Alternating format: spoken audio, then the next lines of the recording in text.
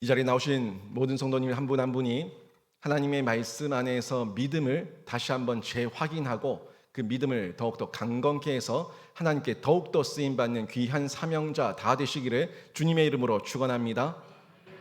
여러분, 길거리 다니시면서 흔히 만나보셨을 건데 도를 아십니까?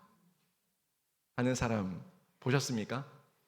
저도 몇 번 만났습니다. 도를 아십니까? 별로 상대하지 않았습니다. 별로 상대하지 않고 저는 도를 잘 알고 있으니까 딴 데 가시라고 하고 크게 상대를 안 했었는데, 이 도를 아십니까? 하고 묻는 사람들을 저희가 길거리에서 쉽게 종종 볼 수 있었습니다. 요즘은 좀 덜한 것 같은데 과거에 2000년대 초반 요때쯤 진짜 많았던 것 같아요. 저도 부산에서 서면 남포동 1 길거리 지나가면은 정말 많이 만났어요. 많이 만나고 괜히 2명씩 다니면서 붙들고, 또 외국인인데 2명, 3명 같이 다니면 누구예요? 몰몬교. 너무너무 많이 봤었던 사람들입니다. 2000년, 2010년 중반대, 10년 초반 중반대에는 이제 신천지가 그렇게 활개를 치고 돌아다니면서 포교를 하려고 애를 많이 썼던 모습들을 저희가 기억을 하고 있습니다. 예로부터 왜 이렇게 길거리에서 도를 아십니까? 하는 사람들이 많았을까요? 옛날부터 이렇게 종교나 철학은 항상 이 도를 찾기 위해서 많은 시간과 연구와 노력을 기울였습니다. 도를 찾기 위해서. 모든 종교가 그래요. 이 사람들이 지금 추구하고 있는 도가 가짜예요. 가짜고 거짓된 도인데 이 사람들은 이 도가 맞다고 생각을 하고 거기에 속아 넘어가 있는 거죠. 어떤 근거도 없고 명확한 것도 없고 확인된 것도 없는데 이 사람들이 미혹을 당하고 유혹을 당해서 이것이 진짜 도라고 생각을 하고 헤매고 다니는 사람들이 세상에 많았습니다. 역사 가운데 끊어지지 않고 있었던 것을 볼 수 있습니다. 어딘가에 있을 거라고, 어딘가에 인간이 살아가면서 찾을 수 있는 그 변함없는 길과 진리와 도가 있을 거라는 기대감을 가지고 이 사람들은 끊임없이 이렇게 도를 찾아다녔고, 또 사람들에게 도를 아냐고 묻기도 하고, 또 그 가운데에서 엉뚱한 잘못된 길에 빠져들어서 어리석은 짓을 하기도 하는 이런 반복된 시간들이 있었습니다. 이 기대는 뭘 전제를 하고 있냐면, 도를 아십니까? 라고 한 이 말의 전제가 뭐냐면 부족하다는 거예요. 도를 아십니까? 라고 말하는 이 말 속의 전제는 인간의 부족함을 인식하고 있고, 절대자가 분명히 있다, 뭔가가 분명히 있다, 확실한 것이 분명히 있다 라는 전제를 가지고 있었기 때문에 나는 길이 아니다 하는 걸 알았기 때문에 그 뭔가의 길을 찾았어요. 뭔가의 도를 찾았어요. 또 내가 완벽하지 않기 때문에 완벽한 누군가가 계시다라는 그 전제가 있었기 때문에 절대자에 대한 기대를 가지고 끊임없이 찾아 헤맸다는 겁니다. 이게 인간에게 남겨져 있는 하나님의 일반 계시 속에서의 그 은혜입니다. 하나님께서 일반 계시를 통해서도 하나님 누군가가 있다는 어렴풋한 것을 발견할 수 있게 해주셨거든요. 그러는 중에 자신이 그 절대자를 갈망하는 중에 하나님께서 계시해 주신 그 범위 안에서 알아갈 수 있었다고요. 그래서 로마서에서도 핑계치 못한다고, 그 누구도 핑계치 못한다고 얘기했던 부분이 이런 부분입니다. 사람들이 이런 자신의 부족함과 연약함을 직면하면서 도의 길을 찾고 또 절대자에 대한 갈망과 전제를 가지고 계속 찾아 헤맸던 이 종교성, 이것을 저희가 부인할 수 없지 않습니까? 어느 시대에 종교가 없었던 시대가 있습니까? 어느 문화권에, 어느 역사에, 어느 대륙에 어디든지, 어느 섬이든지 어디든지 인간이 있는 곳에 종교가 없었던 곳이 있습니까? 인류가 태동한 이후에 한 번도 없었습니다. 인류가 태동한 이후에 이 종교에 대해서 기이하고 종교를 찾아서 어떤 길과 도를 찾아서 헤맸던 것은 인간이 태동한, 인간이 이 땅에서 있는 시대 가운데 항상 있었어요. 항상 있었습니다. 이걸 보면서 우리 인간은 뭘 알 수 있습니까? 모든 역사와 인류와 문화를 통해 가지고 우리는 완벽하지 않다, 우리는 부족하다, 누군가가 있다, 뭔가가 있다 하는 부분을 발견할 수가 있다는 겁니다. 하지만 세상 많은 사람들은요, 스스로 그 길을 찾지 못했습니다. 결국에 스스로 찾지 못하고 스스로 늘 경험하는 것은 나는 죽겠다, 나는 힘들다, 나는 못한다, 나는 어렵다 하는 그 모습 가운데서 자기가 뭔가를 쌓아야겠다는 생각에 빠지게 된 거예요. 뭔가를 쌓아서 내가 뭔가 이루어야겠다는 그 자기 만족을 이루고자 하는 그 마음 때문에 공로와 행위에 빠지게 되는 거예요. 공로와 행위에 빠지게 돼요. 여러분, 제가 여러 번 얘기했지만 세상에 많은 종교가 있습니다. 정말 별의별 잡족이 다 있어요. 별의별 잡스러운 그 종교가 다 있어요. 하여튼 뭐 일본에도 뭐 신이 10,000개가 있다 그러는데 하여튼 별의별 게 다 있는 세상인데, 뭐 저는 종교 전문가는 아니지만 한번 여러분 개개인이 가지고 있는 경험에 비춰 가지고 한번 둘러 보시라고요. 종교 가운데, 그 모든 종교 가운데 누가 해주는 게 있어요? 누가 해주는 종교는 아무것도 없습니다. 절대 없습니다. 네가 해라, 네가 해라, 네가 찾아라, 네가 해라, 네가 쌓아라. 요거예요. 이 도공제를 제가 여러 번 얘기했지만 항상 보면은 그 자신이 그 길과 진리를 찾으려고 하다가 결국 빠진 거는 자신의 율법과 자신의 행위에 빠지는 세상을 발견할 수가 있다는 겁니다. 그런데 반면에 우리 신자들, 그리스도인들은 완전히 다르죠. 우리는 내가 해줄게, 내가 길이다, 내가 해줄게, 내가 다 이뤘다. 요거예요. 하나님께서 독생자 예수 그리스도를 보내셔가지고 예수 그리스도 통해서 다 이루신 그 하나님을 우리는 믿는 줄로 믿습니다. 그 하나님을 믿는 거예요. 그 하나님께서 보내신 우리를 의롭게 하시는 그 핵심 복음, 예수 그리스도. 예수 그리스도를 통해서 우리는 의롭게 되니까 그 예수 그리스도를 우리가 철저하게 믿고 있는 거죠. 그래서 예수님께서 이 땅에 오셔서 내가 곧 길이요 진리요 생명이다 라고 명확하게, 분명하게, 선명하게 말씀해 주셨다는 거예요. 내가 길인가? 이런 말씀 아니에요. 내가 길이다, 내가 진리다, 내가 생명이다, 나로 말미암지 않고는 아버지께로 갈 자가 없다. 너무너무 명확하게 선명하게 말씀하셨습니다. 그게 성경이에요. 우리는 그 하나님을 믿고 따르고 있는데 예수 그리스도가 우리의 도가 되셨고 우리는 그분을 통해서 진짜 행복, 참 행복을 누릴 수가 있게 된 겁니다. 이처럼 도를 찾아 따르는 그 사람들, 그러니까 항상 누군가가 뭐 어떤 도를 찾아 헤매는 사람들, 이런 사람들을 통틀어 가지고 구도자라고 얘기해요. 구도자. 도를 찾아서 따라다니는 사람들 구도자라고 하는데, 세상에서도 구도자라는 말을 많이 써요. 저 불교에도 구도자를 써요. 도를 쫓는 사람들. 근데 그 사람들은 도가 다릅니다. 그 사람들은 도가 어딨노? 도가 어딨노? 도가 어딨니? 이러면서 다니는 구도자고, 우리도 구도자인데 우리는 길이요 진리요 도가 대신 예수 그리스도를 쫓아 따르는 구도자입니다. 이게 완전히 다릅니다. 그러니까 우리가 얘기하는 구도자, 성경, 기독교, 교회에서 얘기하는 구도자는 그 도가 정해진 도예요. 찾아다니는 구도가 아니라 정해진 도를 따르는 사람이 우리인데, 그래서 신자에게는 이 구도 가운데 믿음이 동반될 수밖에 없습니다. 믿음이 있어야 따를 수 있는 거예요. 믿음과 확신이 있어야지만 따를 수가 있는 거예요. 이걸 저희가 생각을 하게 되는 건데, 이때 따른다는 것, 확실한 믿음, 예수를 믿는 믿음, 우리 안에 성령께서 조명해 주셔서 의심하지 않는 믿음, 이 믿음을 가지고 우리가 따르는데, 여러분은 분명히 여러분 가운데 믿음이 있습니다. 어떤 종류로든 믿음이 있습니다. 사람은 모두 다 믿음을 가지고 있기 때문에 자신의 가치관과 신념을 가지고 살아가고 있어요. 저희는 예수가 있다고 믿고 이렇게 이 코로나 시국에도 예배를 끊어지지 않게 하면서 저희가 믿음을 지켰습니다.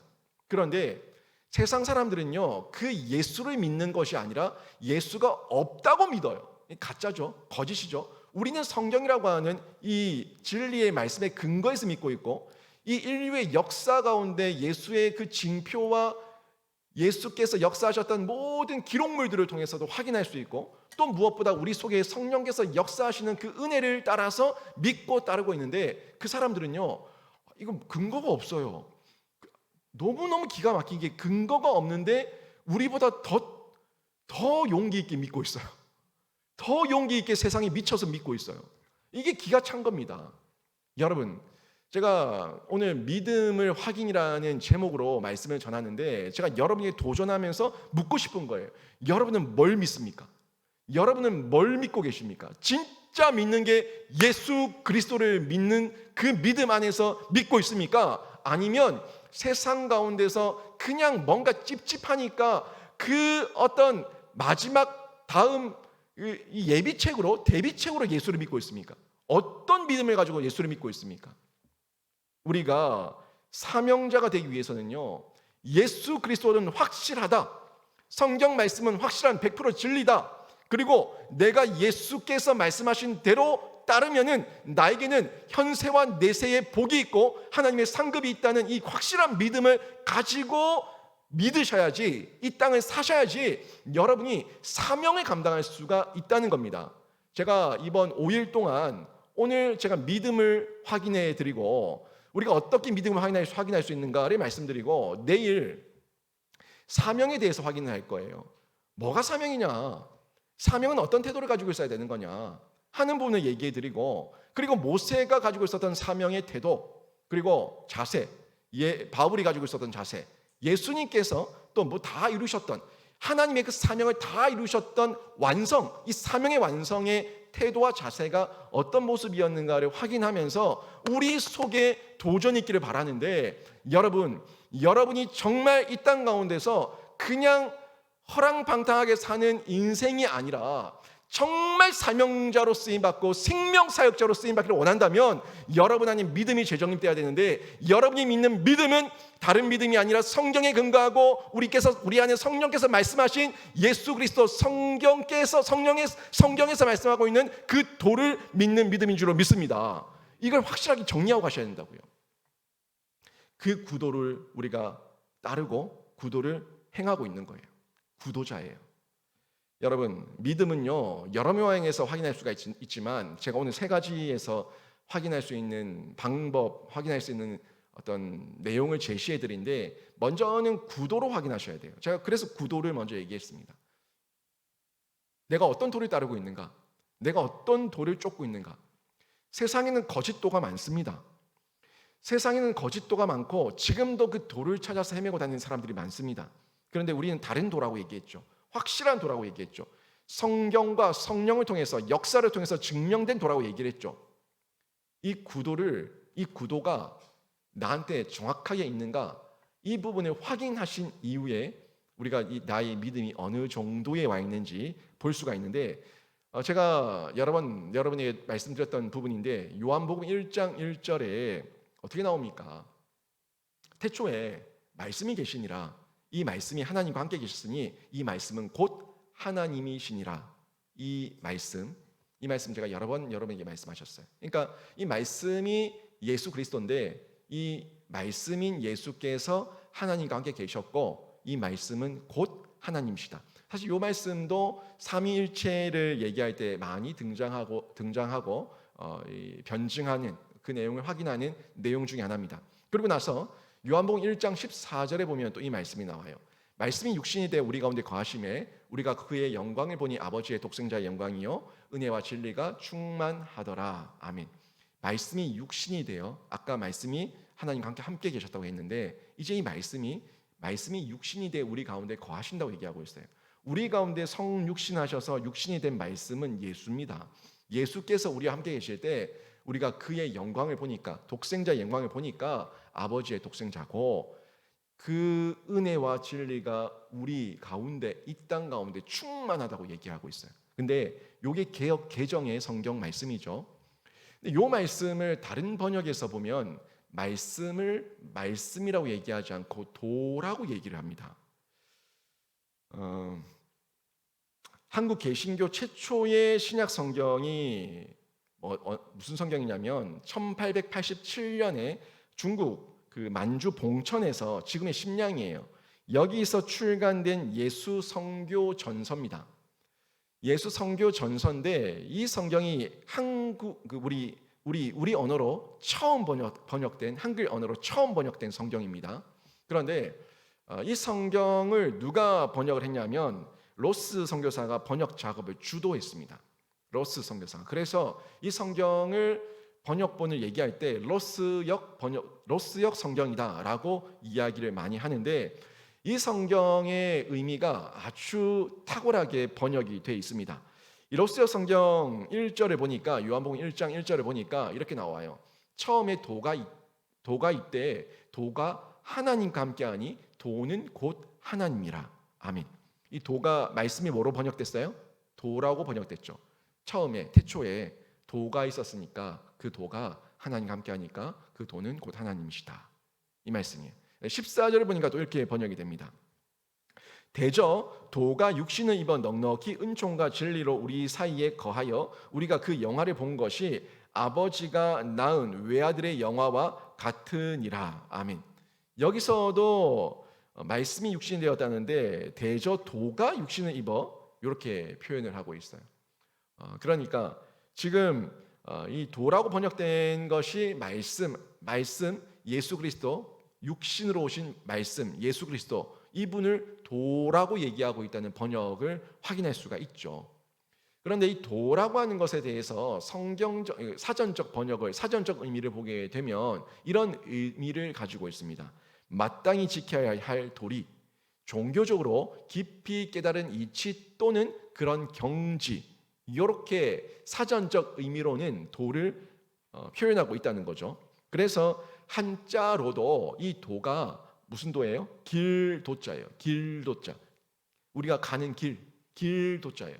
그러니까 이 말씀을 도로 번역한 거는 상당히 탁월한 번역입니다. 마땅히, 신자가 마땅히 지켜야 될 도리, 그리고 우리가 깨달은 이치, 진리, 그리고 이르는 경지, 이 부분을 얘기하고 있는 거죠. 사실 오늘 에베소서 이 4장 15절 말씀을 읽었지만 이 말씀을 통해서 제가 전달하고자 하는 내용이 바로 이 부분에서 연결이 됩니다. 우리가 자라가기 위해서는 말씀이 없이는 자라갈 수가 없습니다. 내가 바른 길을 걷지 않고서는 자라갈 수가 없습니다. 아이가 걸어가야 될 길이 있고, 청소년이 걸어가야 될 길이 있고, 청년이 걸어가야 될 길이 있고, 부모가 되어서 걸어가야 될 길이 있고, 그리고 이제 노년이 되어서 걸어가야 될 길이 있습니다. 목사가 걸어가야 될 길이 있고, 중직이 걸어가야 될 길이 있고, 신자가 걸어가야 될 길이 있습니다. 이 길을 이탈했을 때, 그 도를 벗어났을 때 우리는 항상 문제를 일으키고 항상 죄와 악을 범하게 돼 있습니다. 정도를 따르라. 정도를 따르라. 이 도도 무슨 도입니까? 바른 길을 따르라, 이게 아닙니까? 근데 이 길을 걷는 중에 우리가 멈춰 있는 것이 아니라 자라난다고요. 정도를 따르게 되면은 당연히 자라게 돼 있습니다. 신자도 정도를 따르고 바른 복음, 바른 신학 안에서 걸어가게 되면은 자라가게 돼 있고 그리스도의 장성한 분량까지 자라갈 수밖에 없는 거예요. 그러니까 여러분이 신앙생활을 1년을 했든 2년을 했든 5년, 10년, 20년, 아니 모태로부터 내가 신앙을 가졌든 여러분 스스로가 여러분이 확인하셔야 되는데, 내 신앙이 자랐느냐, 아니면 10년 전 그 모습이 지금 이 모습이고 20년 전 그 모습이 지금 이 모습이다 라고 여러분이 스스로 판단된다면, 여러분이 지금 도를 따르는 그 도가 정도였습니까? 안 좋은 다른 도였습니까? 다른 도였다는 거예요. 정도를 따르면은 자라갈 수밖에 없습니다. 제가 너무너무 안타까운 부분이, 정도를 따르면, 이 정도는 딴 거 아니에요. 하나님 중심이에요. 말씀 중심이에요. 교회 중심이에요. 이게 정도예요. 이 정도를 따르면은 우리 신앙의 성장과 성숙이 있어야 되는데, 한국 교회가 왜 이렇게 아픕니까? 왜 교회들마다 분쟁이 끊어지지 않습니까? 누군가의 얘기를 들어보니까 법원에 교회 문제 소송건이 너무 많답니다. 정말 너무너무 많답니다. 이제는 변호사들도 교회 전문 변호사들이 나오고 있답니다. 교회 소송 전문 변호사들. 기가 차지 않습니까? 정도를 걸으면 우리는 말씀 안에서 해결할 수 있습니다. 우리는 교회 안에서 해결할 수 있습니다. 하나님 안에서 해결할 수 있습니다. 그게 정도예요. 정도를 벗어나니까 우리가 이제는 세상의 근심거리가 되고 세상 사람들의 손가락질을 당하는 이런 일 가운데, 모습 가운데 빠지고 만 거예요. 지금 교회는 함정에 빠졌습니다. 세상이 가르치는 잘못된 도가 진짜인 줄 착각하고 미혹을 당해가지고 새 속에 물결이 너무 많이 물고 들어와서 정도를 이제 오해하고 왜곡하고 변질시키고 있는 거예요. 함정에 빠졌다고요. 일부러 알고 뛰어든 건 아니에요. 알고 뛰어든 건 아닌데 알게 모르게 우리 속에 너무 많은 그런 세속화가 물결이 들어와서 이것이 마치 정도인 양 착각하고 교회가 이러면 되나, 목사가 이러면 되나, 신자가 이러면 되나 하는 세상 가치를 가지고 와서 그 문제를 세상적인 방법으로 풀려고 하다 보니까 우리가 함정에 빠진 거라고요. 모든 정도를 바로 알고 있을 때 우리가 바른 구도의 길을 걸어갈 수가 있는데, 이 로고스, 말씀 아닙니까? 로고스, 헬라어로 로고스, 이 로고스가 처음 한글 성경에는 도라고 번역됐던 것은 굉장히 큰 의미가 있습니다. 개역개정은 말씀으로 번역했지만 다른 번역 성경에서도 이 도, 말씀을 도에 빗대어서 설명하고 있는 성경 번역들이 여러 곳이 있습니다. 특히 개역 한글 같은 경우에는 같은 로고스라고 하더라도 어디에는 말씀으로 번역했고 어디에는 도라고 번역한 곳도 있습니다. 아무튼 이 로고스는 말씀이자 곧 도인데, 이 말씀이 좀 더 성경의 말씀이라고 하는 원어적 표현을 정확하게 표현할 필요가 있어요. 자칫 잘못하면 이 말씀이 왜곡될 수 있어서 그래요. 어떻습니까? 사람의 말을 얘기할 때도 말씀이라고 얘기해요. 여러분이 저한테 얘기할 때 목사님이 말씀하셨는데 이렇게 얘기하죠. 부모님이 말씀하셨는데, 엄마가 말씀하셨는데, 아빠가 말씀하셨는데, 선생님이 말씀하셨는데, 누가 말씀하셨는데 라고 얘기하면서 사람의 말을 말씀으로 얘기하는 경우가 많이 있습니다. 물론 존칭어로 그분의 어떤 말을 높이기 위해서 말씀이라고 얘기하고 있지만, 이렇게 말씀이라고 하는 단어가 왜곡되게 사람의 말도 말씀이 돼버리니까 이게 헷갈리는 거예요.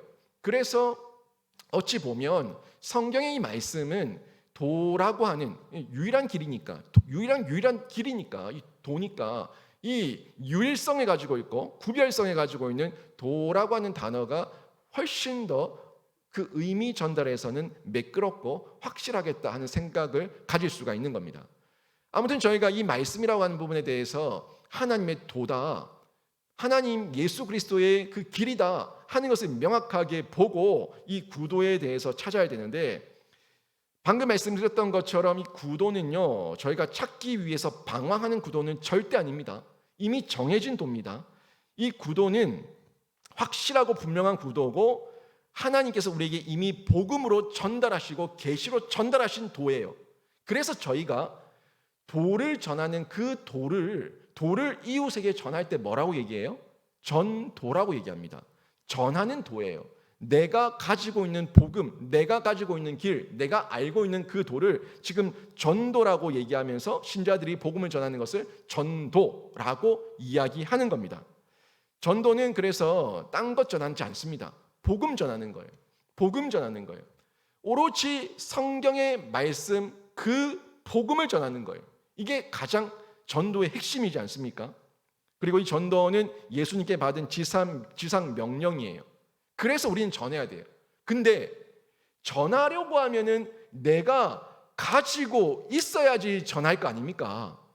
내가 가지고 있지 않은데 어떻게 전할 수가 있어요? 내 주머니를 탁탁 털어도 먼지밖에 안 나오는데 뭘 줄 수가 있습니까?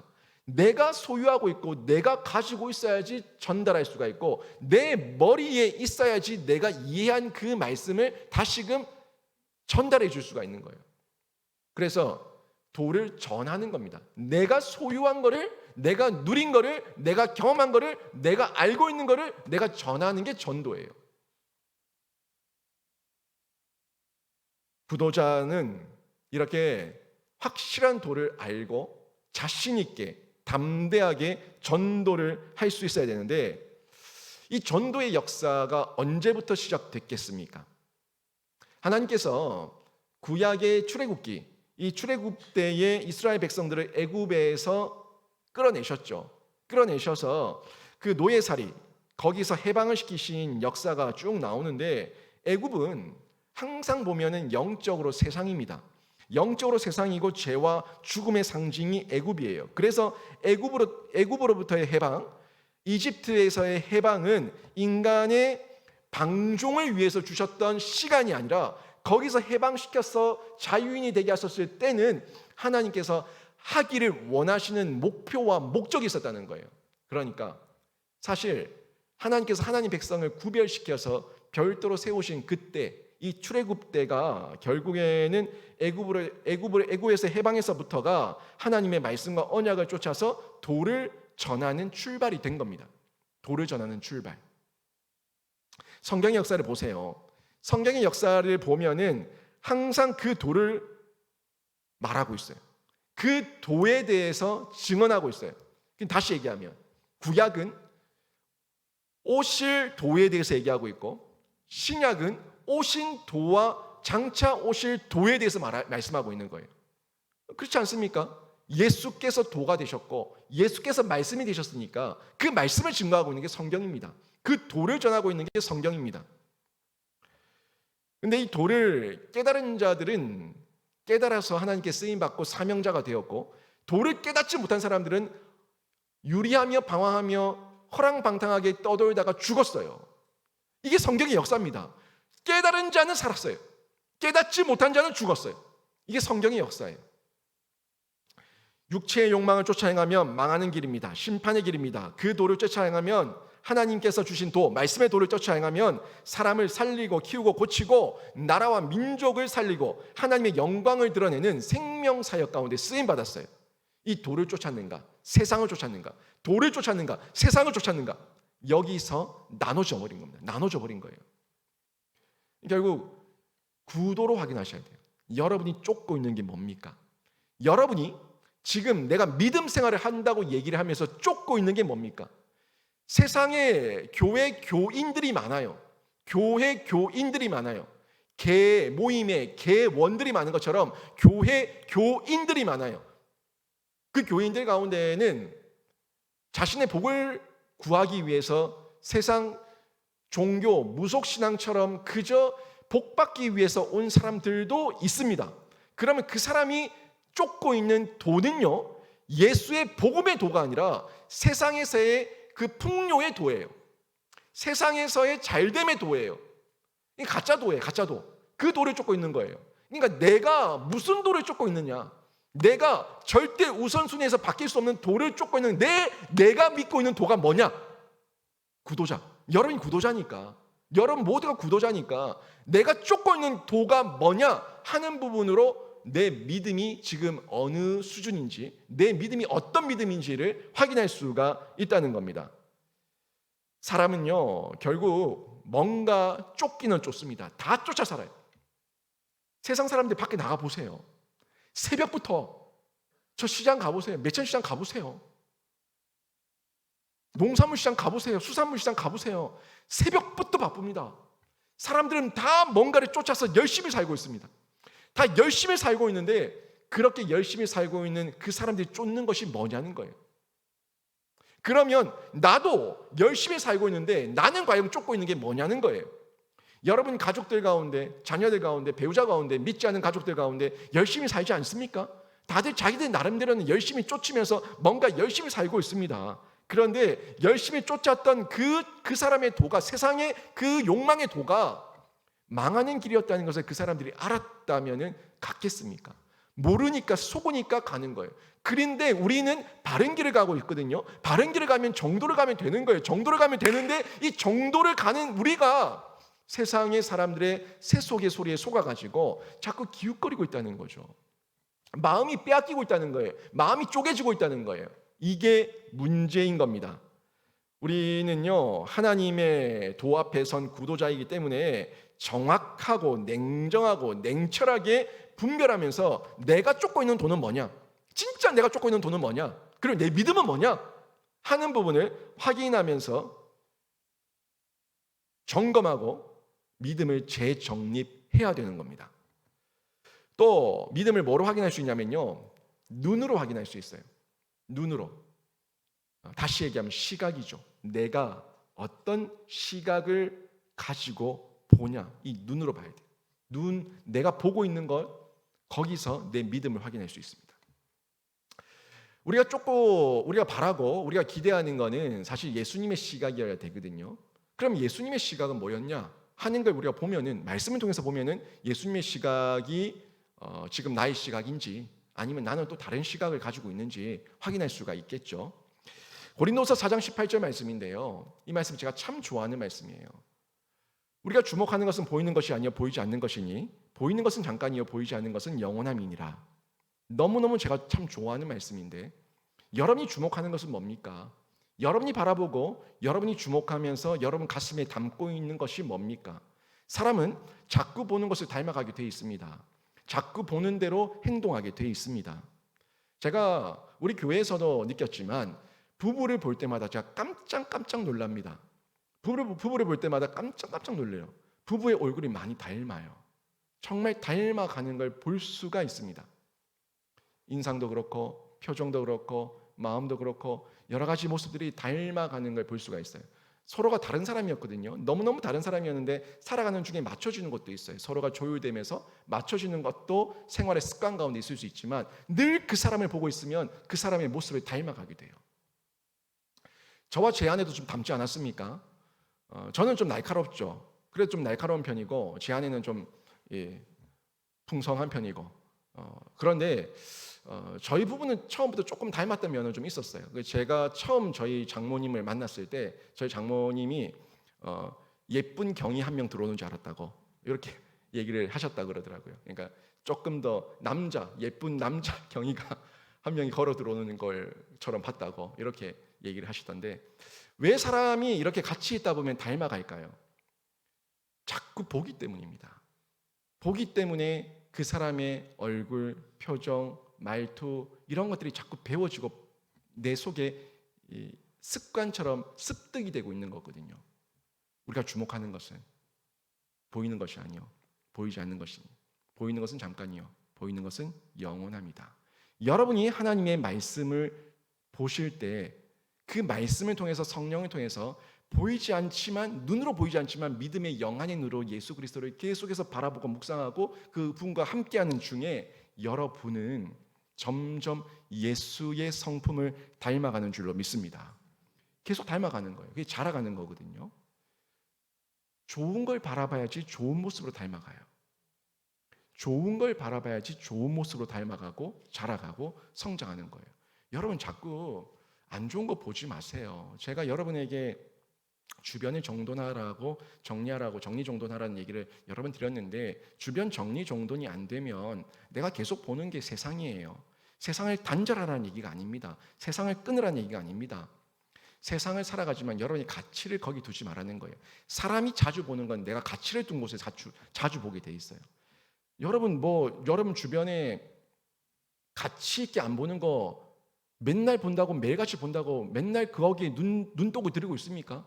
안 봅니다. 아무리 옆에 있어도 내가 가치를 두지 않으면 보지 않습니다.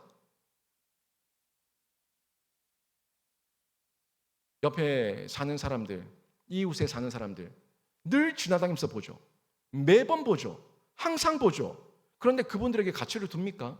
가치를 안 두기 때문에 옆에 늘 보지만 우리는 닮아가지 않습니다. 내 마음을 두고 내 가치를 둔 곳에 내 눈이 가게 돼 있어요.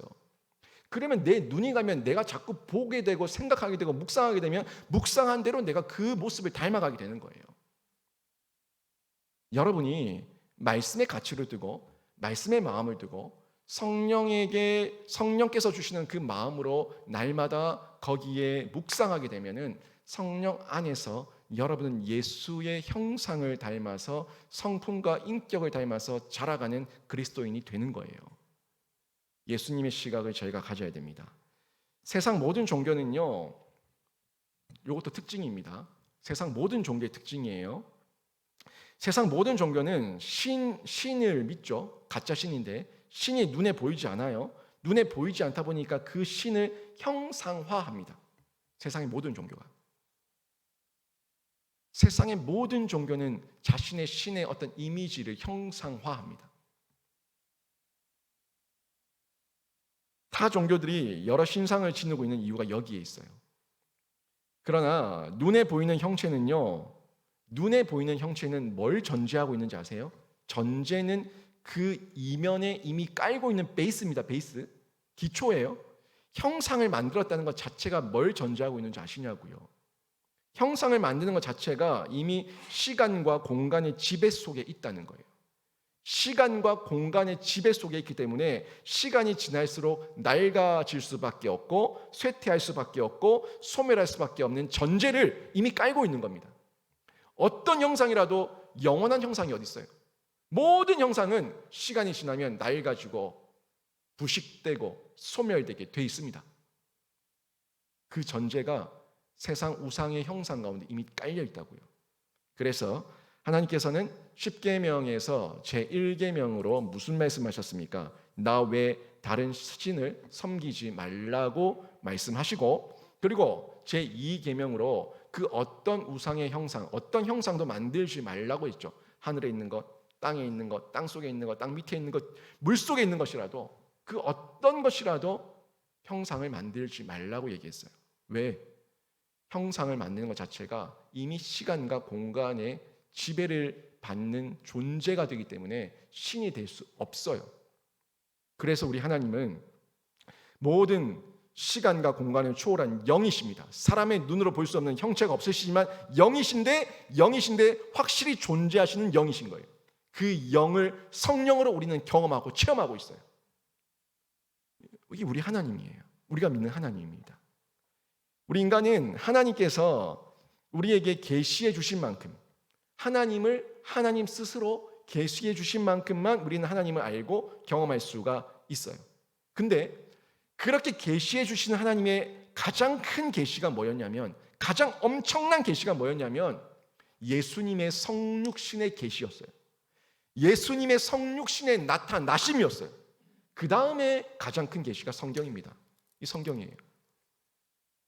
하나님께서 이 땅에 하나님의 형상을 예수 그리스도를 통해 가지고 구원 역사를 이루시기 위해서 아주 가장 탁월하고 가장 특별한 계시로 예수 그리스도의 성육신을 허락하셔서 보이셨습니다. 그분을 통해 가지고 우리 인간에게 모본을 보이셨어요. 우리가 예수가 인간 100% 인간인 예수셨기 때문에 우리의 모본이 되죠. 우리의 롤 모델이 될 수 있죠. 실제 인물이었기 때문에. 그 당시에 예수님을 만난 사람들 부럽지 않습니까? 정말 대단한 특권입니다. 정말 대단한 특권이에요. 그 예수님을 자신의 육안으로, 내 눈으로 직접 보고 만질 수 있었다는 것은 정말 엄청난 특권이에요. 그런데 지금은 우리가 그런 특권을 누릴 수가 없죠. 우리는 그 특권을 누릴 수가 없습니다. 우리가 지금 누릴 수가 없지만, 우리는 그 예수 볼 수는 없지만, 지금 볼 수 없는 예수지만 만나고 경험할 수 있는 또 다른 특별한 은혜를 주셨는데, 그 은혜는요, 보혜사 성령을 보내셔가지고 우리가 지금 그 예수를 만지고 눈으로 보고 갈 수는 없지만 그분을 내 눈 앞에 있는 것처럼 확실한 체험으로 경험할 수 있는 이 감동을 주셨다는 거예요. 이 갈라디아서 교인들을 향해 가지고 바울이 지난 금요일에 제가 얘기했던 것처럼 바울이 그들을 책망할 때, 어리석다고 책망할 때, 너희가 직접 본 예수의 십자가 그것을 부인할 수가 있냐고 얘기했는데, 그들이 직접 보진 않았지만 그 심령에 너무나 명확한 예수의 십자가 흔적이 있기 때문에 이게 부인할 수가 없다는 거예요. 너무나 엄청난 사건이죠. 이 엄청난 사건을 누리게 된 겁니다. 이제 신자는요, 저희들은 이 성령님을 통해 가지고 실제적인 예수 그리스도를 날마다 만나고 누릴 수가 있어요. 그 예수를 성령을 통해서 만나고 누리고 이제 그분을 따르는 것, 이게 믿음이에요. 예수님의 눈으로, 성령의 시각으로, 영적 안목으로 보이지 않지만 우리가 주목하는 거예요. 보이지 않지만 우리가 따르는 거예요. 영원한 것을 따르고 쫓는 거예요. 이거를 저희가 가지게 되는데, 믿음은 그래서 영적 안경입니다. 영적 안경이고, 예수님은 늘 이 영적 안경, 믿음의 시각을 가지고 하나님께 기도하셨고 십자가를 지셨고 공생의 가운데 모든 사명을 감당할 수가 있었던 겁니다. 2000년 전에 예수님을 시험했던 사단 마귀가 있습니다. 굶주린 40일 금식을 하고 굶주려 있는 예수님에게 사단 마귀가 나타나서 세상의 세속적 덫을 던지면서 유혹했죠. 우리가 너무 잘 알고 있는데, 제가 작년에 마태복음 이 4장 말씀을 가지고 여러 번 설교를 해드렸던 부분입니다. 마태복음 4장 3절에 어떻게 나왔습니까? 이 사다마귀가 육신의 정욕으로 예수님을 유혹해요. 네가 만일 하나님의 아들이여든 명하여 이 돌들로 떡덩이가 되게 하라. 요게 세상의 시각이에요. 세상은 육신의 눈으로 봐요. 떡을 봐요. 돈을 봐요. 그리고 내 눈에서 육 안으로 바뀌는 뭔가가 있어야지만 내가 널 믿겠다 하는 게 세상의 이 안목입니다. 또 마태복음 4장 6절에 보세요. 4장 6절에 보면은 사다마귀가 이생의 자랑으로 예수님을 유혹하죠. 네가 만일 하나님의 아들이여든 뛰어내리라. 기록되었을 때 그가 너를 위하여 그의 사자들을 명하시리니 그들이 손으로 너를 받들어 발이 돌에 부딪히지 않게 하리로다 하였느니라. 아멘. 지금 너 뛰어내려 봐. 이렇게 사람들이 많이 모여 있는 곳에 네가 뛰어내려서 슈퍼맨처럼 착지하면은 사람들이 너를 갖다가 완전 떠받들 거야. 너 완전히 슈퍼 영웅이 되는 거야. 속이는 겁니다. 이생의 자랑이죠. 자기를 드러내고 싶어하는 자랑. 이 유혹을 가지고 예수님을 지금 현혹하고 덤비고 있는 겁니다. 이게 세상의 가치예요. 세상의 안목이에요. 세상 사람들은 늘 자기가 드러나기를 원합니다. 이게 교회 안에 들어왔지 않습니까? 교회 안에 들어와가지고 내 이름 드러나지 않고 내가 드러나지 않고 내가 칭찬받지 않고 내가 대장하지 않으면은 항상 문제가 생기는, 이게 다 세속합니다. 세상 예수님의 시각이 아니라 세상의 시각이었다고요. 또 보세요. 마태복음 4장 9절 보세요. 마태복음 4장 9절 보면은 이 안목의 정욕으로 또 유혹합니다. 만일 내게 엎드려 경배하면 이 모든 것을 내게 주리라. 뭘 보여줬어요? 성 위에 올라가가지고 뭔 천한 만국을 보여주고 나한테 딱 한 번만 절해라. 딱 한 번만 절하면 내가 이거 다 줄게 라고 얘기하면서 안목, 눈에 보였던 세상 천하 만국의 이 유혹, 안목의 정욕으로 예수님을 유혹하고 있는 거예요. 육신의 정욕, 안목의 정욕, 이생의 자랑. 그대로 아닙니까? 그대로. 이렇게 하고 있는데, 이거는 세상의 시각이었는데 이 세상의 시각을 예수님께서 어떻게 파하셨는지 보시라고요. 마태복음 4장 4절입니다. 이제 예수님의 시각이에요. 마태복음 4장 4절. 기록되었을 때 사람이 떡으로만 살 것이 아니요 하나님의 입으로부터 나오는 모든 말씀으로 살 것이라 하였느니라. 아멘. 기록되었을 때 말씀으로 분별하시고 말씀으로 사람이 떡으로만 사는 것이 아니다 라는 것을 선포하시는 예수님의 시각 확인되지 않습니까? 또 마태복음 4장 7절입니다. 또 기록되었을 때 주 너희 하나님을 시험하지 말라 하였느니라. 아멘. 또 기록되었을 때 또 시험하니까 또 이번에 시험할 때는 이 성경을 자세히 보면은 이 시편의 말씀을 왜곡해가지고 성경에 이렇게 나왔으니까 너 해봐 라고 얘기하는데 예수님은 그 말씀을 왜곡까지 간파하시면서 또 기록되었을 때 왜곡된 말씀을 완전히 하나님의 말씀으로 박살내는 이 시각, 이게 예수님의 시각이었던 겁니다. 그리고 4장 10절 말씀 보십시오. 사탄아 물러가라. 기록되었을 때 주 너희 하나님께 경배하고 다만 그를 섬기라 하였느니라. 아멘. 너 물러가라. 너 상대하지 않겠다. 너는 끝났다. 명령하시는 예수님의 이 존재감, 정체성 명확하지 않습니까? 예수님께서 누굴 보셨기 때문에, 하나님을 보고 있었기 때문에 이런 선언을 담대하게 할 수가 있었던 겁니다. 이게 예수님의 시각이었어요.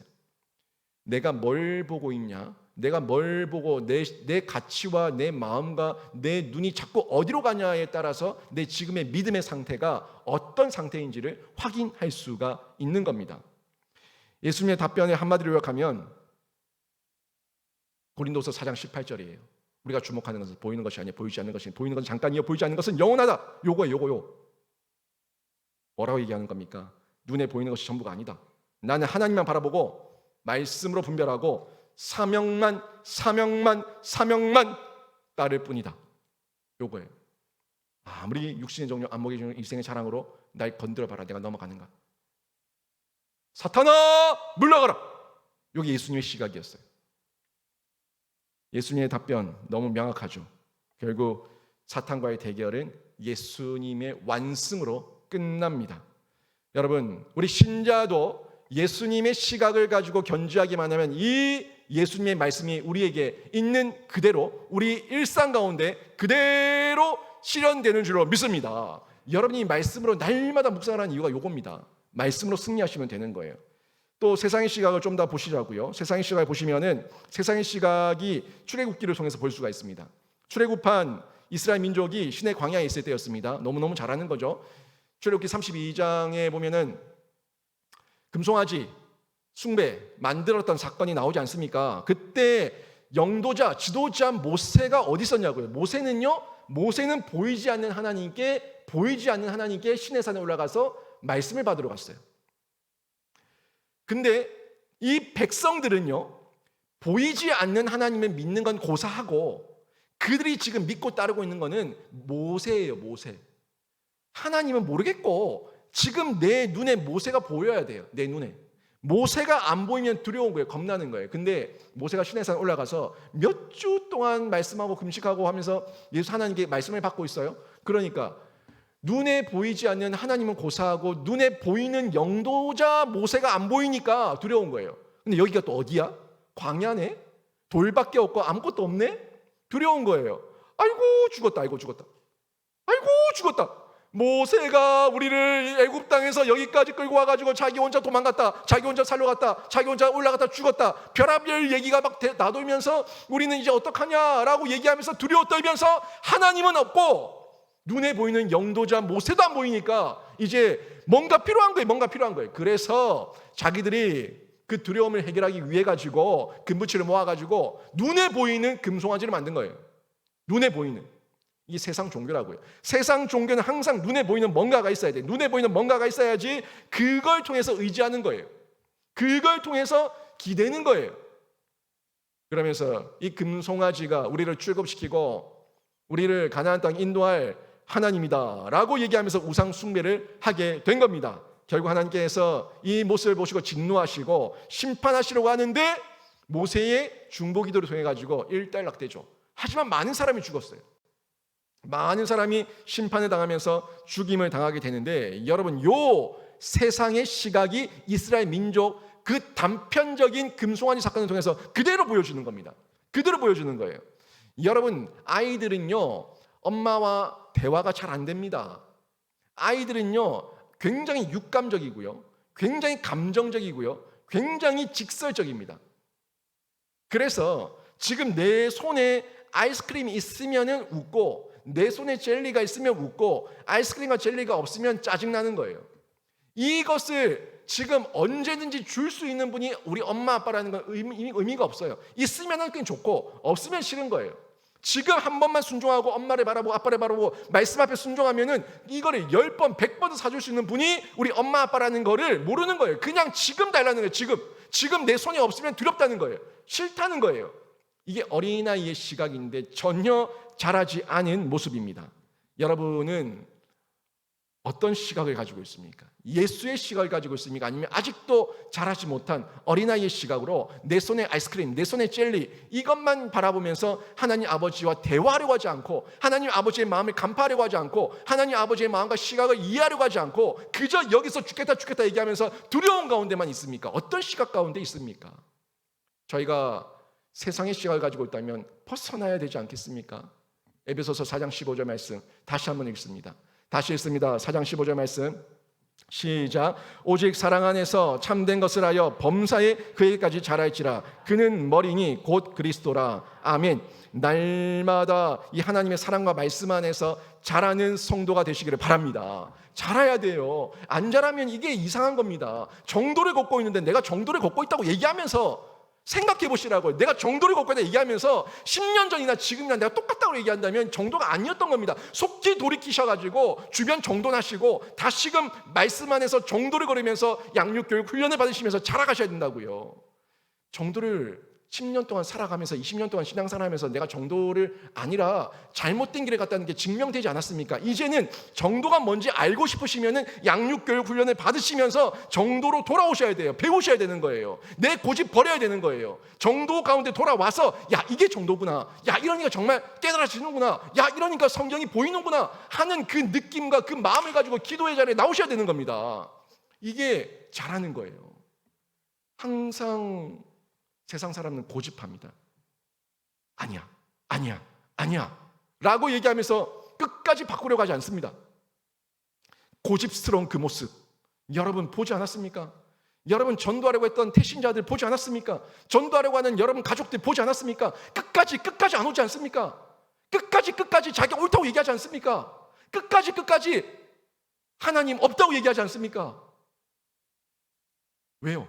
눈에 보이지 않으니까. 눈에 보이지 않으니까. 만져지지 않으니까.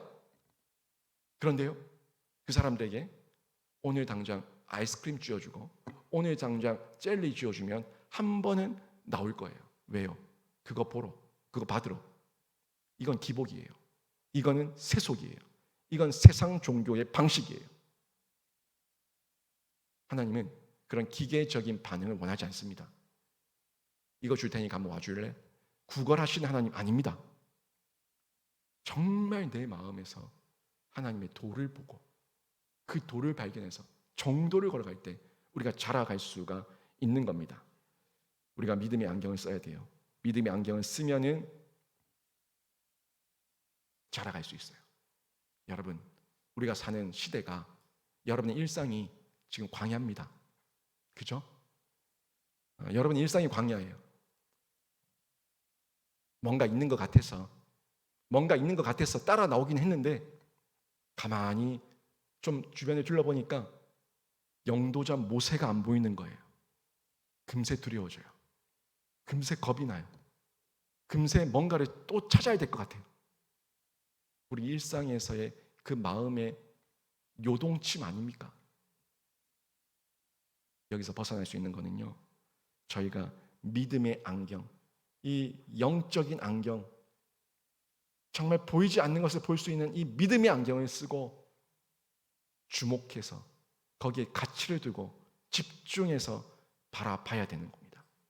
이 믿음의 안경은 말씀과 성령이에요. 다시 얘기하면 성경과 성령이에요. 그 두 가지 균형이 있을 때 바른 시각을 가질 수가 있는 겁니다. 또 한 가지 나의 믿음을 확인할 수 있는 게 위치로 확인합니다. 내가 지금 어디 있냐고요. 여러분 어디 계십니까? 제가 사무엘상 말씀 전할 때도 엘리는 자기 처소에 누워있고 사무엘은 하나님의 전에 누워 있었는데 여러분이 누워 있는 곳이 어디입니까? 하는 질문을 던졌죠. 위치예요. 여러분이 지금 있는 곳이 어디입니까? 창세기 3장 9절 말씀 보십시오. 창세기 3장 9절 말씀 보시면은 여호와 하나님이 아담을 부르시며 그에게 이르시되 내가 어디 있느냐. 아멘. 지금 아담을 이렇게 찾으실 때 아담이 어디 있었죠? 죄를 지어서 숨었어요. 죄를 지어서 숨었어요. 죄를 지으면 항상 숨게 돼 있습니다.